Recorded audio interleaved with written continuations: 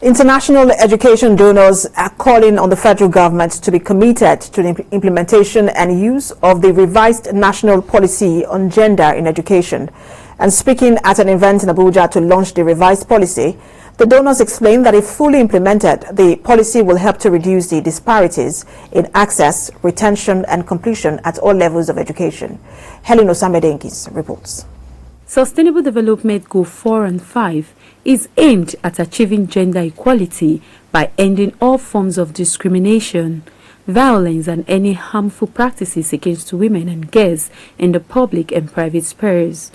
But Nigeria is still far from achieving this goal. Of the over 10 million out-of-school children in the country, girls account for 60% of the figure. This brought about the idea of reviewing the national policy on gender in basic education.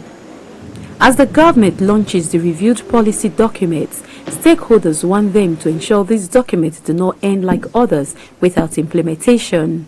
Gender gaps exist in access, learning achievement and continuation in education in many settings, most often at the expense of girls, although in some regions boys are at disadvantage.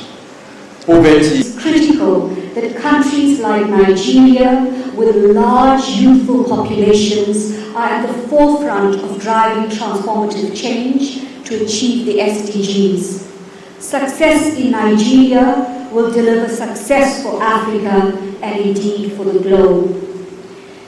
The National Policy on Gender in Basic Education was developed in 2006 and was long overdue for review, considering emerging issues and gaps that were identified.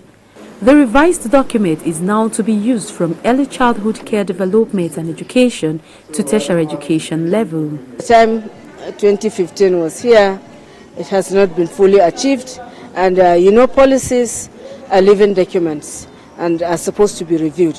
As a result, the Federal Ministry of Education, with support from UNICEF and FCDO and other partners, felt that there is need to review the policy. The review went through several processes, including a stakeholders' engagement and the development of survey tools used in determining the implementation status of the first grade policy. Strive to close the gap in education, there are still regional disparities that militate against its efforts. It is hoped that this review policy that cuts across all levels of education in the country will help in tackling gender disparity across the nation. Helen Osamedenkis, TVC News, Abuja.